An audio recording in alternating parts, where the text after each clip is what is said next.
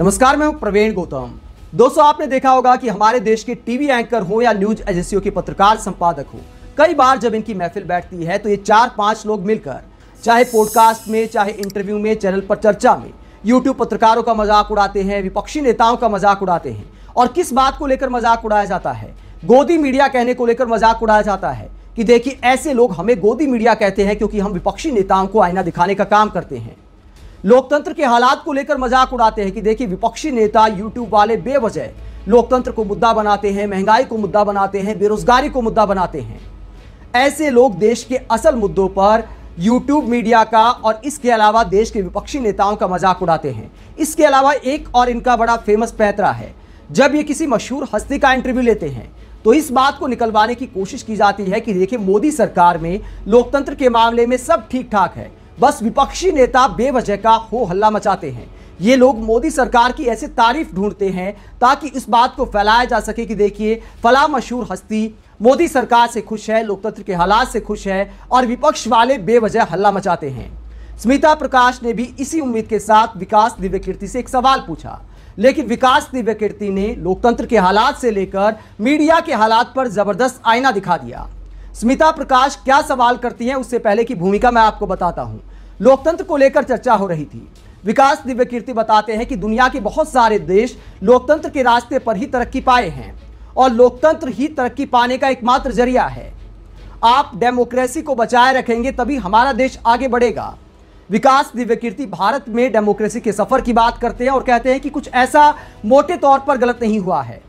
तो स्मिता प्रकाश को लगा होगा कि जब विकास दिव्यकीर्ति मानते हैं कि हमारे देश में लोकतंत्र के हालात ठीक हैं, तो वर्तमान हालात पर वो मोदी सरकार के बारे में कुछ पॉजिटिव बोलेंगे। तो मोदी सरकार में लोकतंत्र के हालात की तारीफ सुनने की उम्मीद के साथ जब स्मिता ऐसा सवाल करती हैं तो विकास दिव्यकीर्ति ऐसा जवाब देते हैं कि स्मिता प्रकाश एकदम स्तब्ध रह जाती हैं। भारत में ऑटोक्रेसी के आरोप पर विकास दिव्यकीर्ति मीडिया पर भी आईना दिखाते हुए स्मिता प्रकाश को जवाब देते हैं।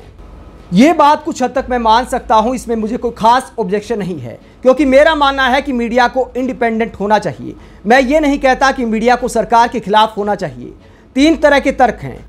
कुछ मीडिया है जो सरकार के फेवर में रहती है, जिसको हम आजकल गोदी मीडिया कहते हैं। एक मीडिया ऐसा भी है जो हमेशा सरकार के खिलाफ रहता है, जिसका पता नहीं क्या नाम होगा, लेकिन वो भी हमारे देश में दिखता है।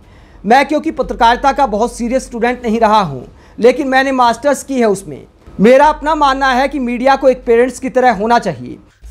जैसे मैं अपने बच्चे को जब वो अच्छा करता है तो उसको शाबाशी देता हूँ, जब गलत करता है तो डांटता हूँ, समझाता हूँ। मेरी राय में मीडिया को भी ऐसा होना चाहिए। सही बात है तो तारीफ करो, गलत है तो डांटो। वैसा मीडिया हमारे देश में कम है, ये बात सही है। वो क्यों कम है? अगर मैं इन आरोपों पर जाऊँ तो हो सकता है कि सरकार का दबाव रहता हो।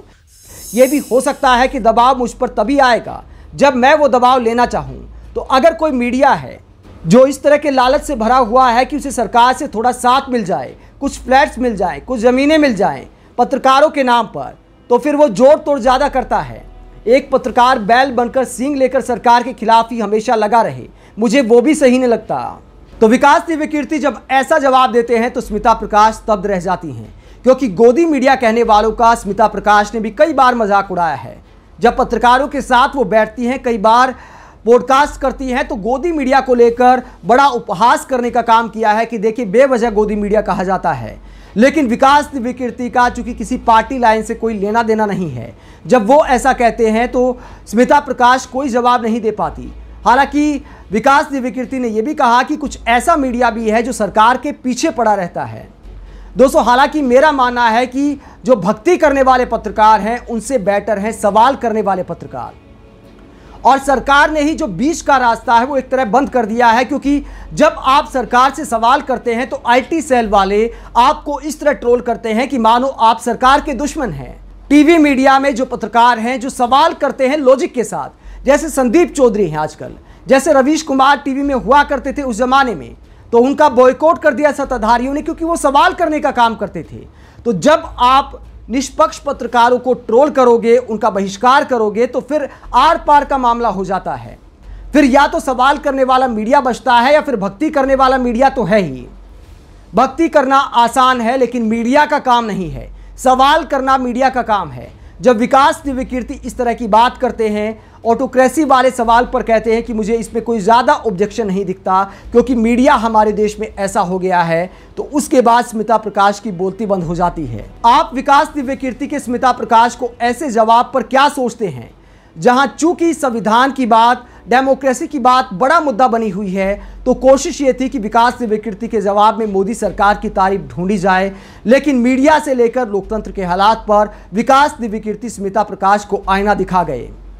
आप विकास दिव्यकीर्ति के ऐसे जवाब पर क्या सोचते हैं? कमेंट बॉक्स में अपनी राय जरूर दें। अगर आप हमारी पत्रकारिता को पसंद करते हैं तो थैंक्स के ऑप्शन के जरिए आर्थिक सहयोग भी दे सकते हैं। इसके अलावा वीडियो को लाइक करें, चैनल को सब्सक्राइब करें। नमस्कार।